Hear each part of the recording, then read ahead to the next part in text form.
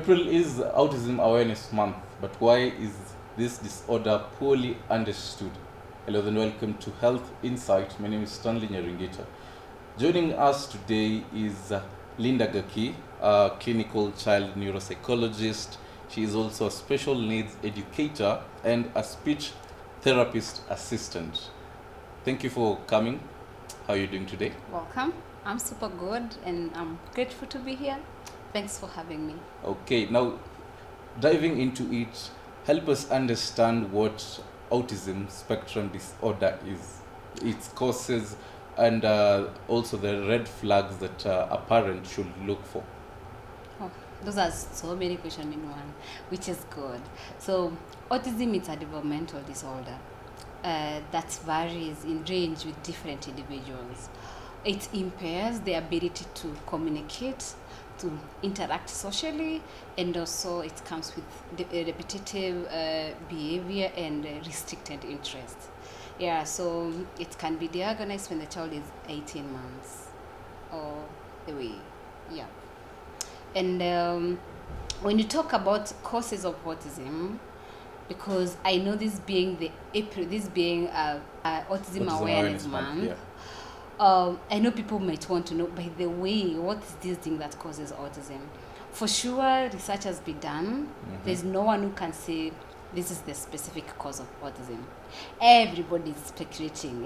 It's just speculations. What causes autism? People come with their theory, others come with their theories. So everybody is just speculating what is autism. And those say it's hereditary or it's genetically. There are those who say it's caused by environmental factors.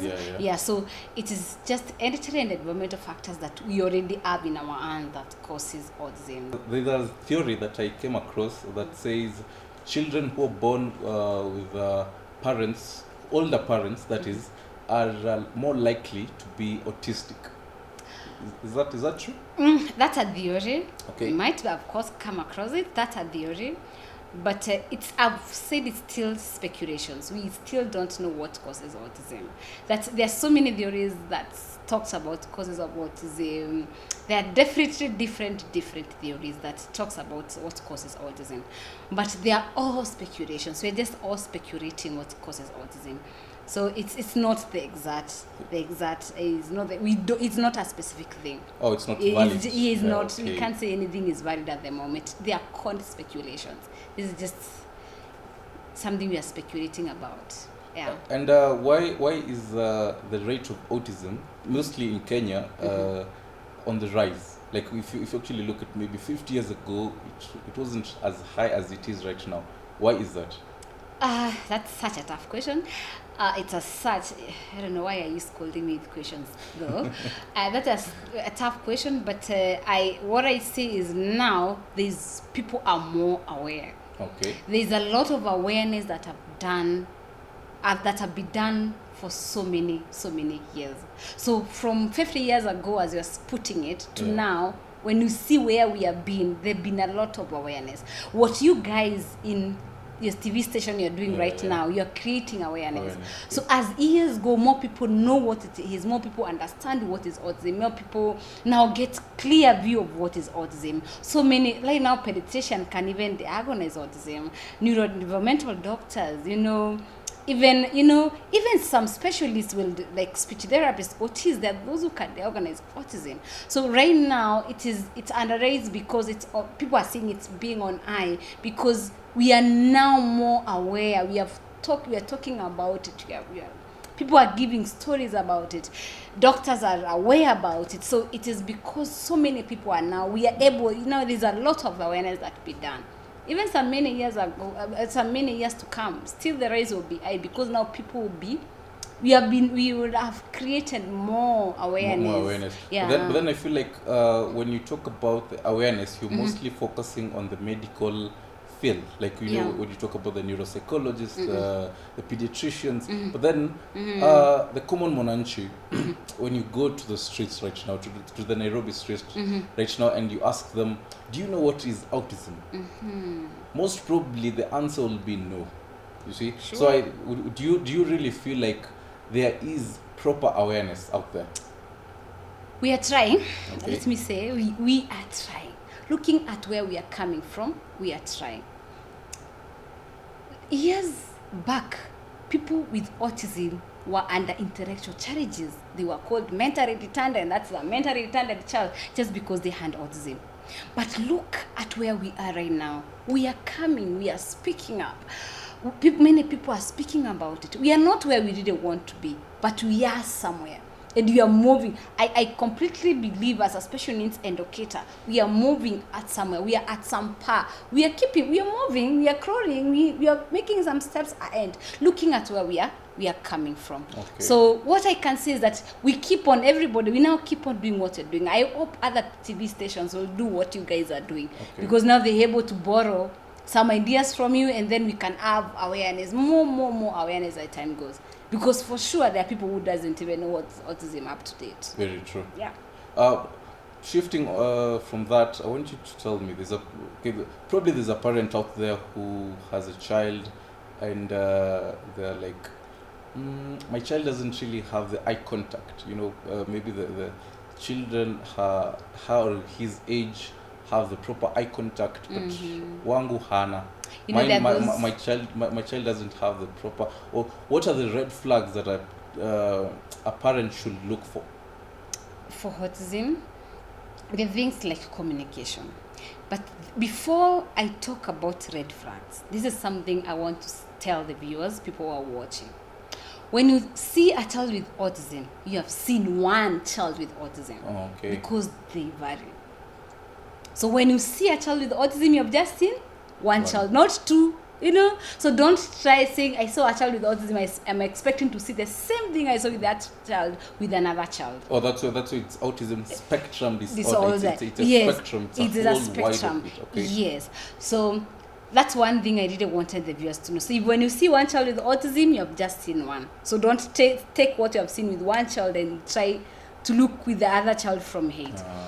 So when we talk about red flags, there are things that a child with autism spectrum disorder will have, like something like impaired ability to communication. So you see children with autism might have challenges with either speech, with language. Yes, may have. That's one area. The speech, being able to talk, Another area will be, you see them with social interaction challenges. Children with autism, you find them, they don't want to be social. They just want to be alone, to be left alone, to be in their corner, doing their own thing. The other struggles, like eye contact, like you have just said, you see some of them don't have eye contact. Some of them, they just want to be they have repetitive behaviors, like they're rigid. They love routine. When you distract their routine, they are not okay with that. So they like doing the same thing over and over and over. If they love working with their toys, they just want to be there. They don't want you to change them to something else. Another thing, they have restricted interest. We find them, they have one interest on something and it is focused on that. That it is unproportional to other interests. They give one thing an interest that is not proportional to other activities. You know what I mean? Okay. Like they want to tell you about the auntie, or they'll tell you about the auntie, those who have speech. They want to tell you about the auntie, they tell you about the auntie. And unfortunately, they think you should be knowing the auntie, whether you don't know the auntie. Yeah. And they tell you about, this is my auntie, this is about my auntie, they have that, it's an interest they have on the auntie. And they don't want to take anything else. Maybe you want to tell them, okay, yes, it's about your auntie, but maybe right now, can we talk about, maybe you want to talk to them about sources of right. And that we need to do about sources of right, or we want to look at sources of water. But they want to tell you about the auntie, or they want to tell you about nouns. It's nouns. They don't want to move away from nouns. It's nouns. So you find that some of them, they have restricted interest. They don't have proportional interest with other areas. They just want, if it's this thing, it's this thing. Okay. Yes. Talk to me about the behavioral challenges on the autistic children. Behavior challenges, this is, I remember we were talking with you while we were coming in, you're asking me, Linda, what happens now when a child with autism, does something wrong and they're taken to prison? Does the police understand these children?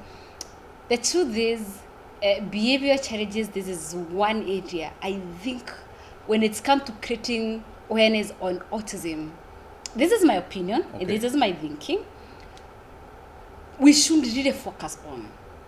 Because if the society understands the behavior that comes with a child being under ASD, that will make it easy for everybody to understand, and even the police. So as we focus on talking about autism and telling everybody autism and creating all this awareness, this is one area that I feel it should be given more focus, so that people, the police, whoever should understand what are the challenges that comes with the children, because they have behavior challenges, and behavior challenges are behavior that it's problematic, and behavior that is not acceptable according to the way we think a behavior should be acceptable. Do you know what I mean? Like the behavior that we think, there's a way I think an individual should behave, or there's a way I think a child should behave. But sometimes children with autism, they have challenges on behaving the way the society expects them to behave. Now, on creating awareness on autism, we can focus more on now making society understand how these children behave, so that they can now indulge into their world, so that the society doesn't expect the children to indulge into the normal, into the world we call normal, the one that you call normal. It is now them to indulge into their world. For example, there is a wide range of behavior challenges that children with autism may show up. And one of them, it's a whole wide area. So one of them is self-injurious behaviors. They self-injure themselves. And these self-injurious behaviors, they can be even hand-biting. You might see a child with autism hand-biting themselves. And maybe someone doesn't understand what autism and be like, you need to beat this child of yours, because how can they bite themselves? Or you as a parent, you might be so frustrated that your child has autism and is biting themselves when nobody told you it is part of the package that comes with children who have autism, but cannot be worked on anyway. Are the parents or guardians the caregivers of these children? Are the caregivers taught about these behavioral changes, what they should expect? I think there are those who will Google, look at the media, look at the YouTube videos, research and read about it. But there are those who are not able to. But do there are those who just know, I was told by a doctor, my child has autism. This is someone who just went and the pediatrician told them, your child has autism. So they don't know what comes with this autism. So doctors don't give the actual information, the whole rundown of what to expect on your autistic child. You don't have something specific. I told you, when you have seen a child with one child with autism, you have just seen one. So it ranges, it varies with individuals. The behaviors vary with individuals. You find a child with, I'll put down all the behavior challenges that comes with autism, but you find there is only one who has one area. There's another child with autism and doesn't have any behavior challenges. There's one who have all the behavior challenges. So it ranges with the individual. So as I was saying, the first behavior challenges that you find with children who have autism is what we call self-injured behaviors. This is where a child might bite themselves, literally bite until they put a scar. There's also something that we call end bagging. They eat their hand on something. Sometimes frustration because they're not able to talk. They eat themselves on or it's just a behavior they have learned and they just want to do it over and over and over. And because they have talked about repetitive behavior that comes with autistic children, that is one. So it is not just mentioned too. Or self-rubbing. You find a child is rubbing themselves excessively, or they're doing something but in excess.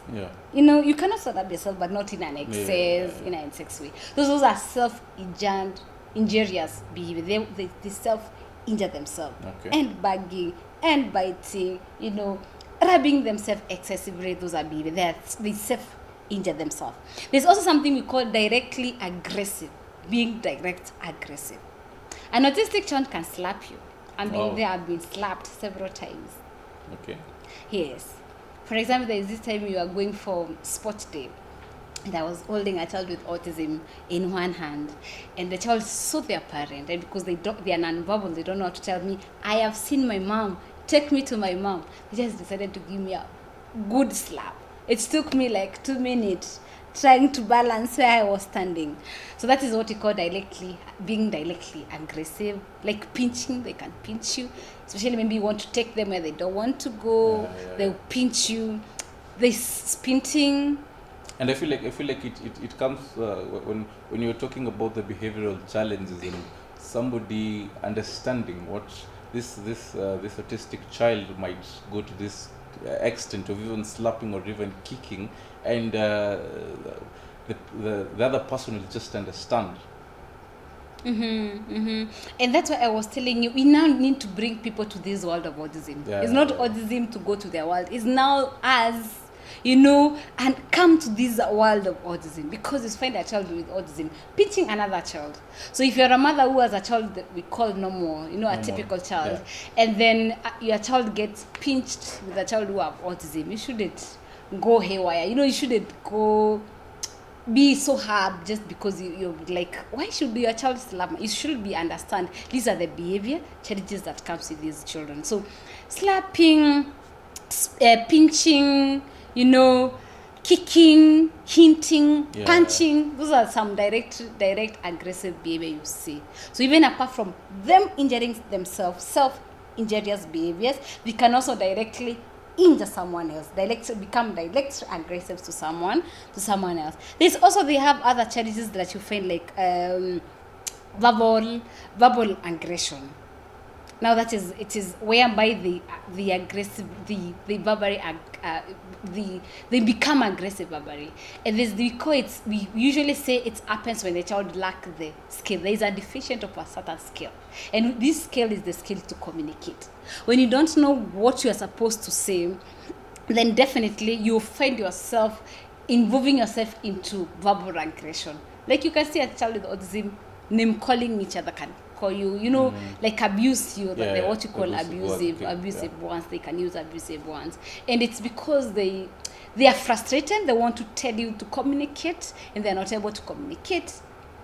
Then they definitely call names or abuse. There's also other challenges that you find with children with autism, and I think this one may put them to police. The way you said they can, yes, and that is property distractions. And you find children with autism even coming in, maybe in a building, and decide just to bag the windows.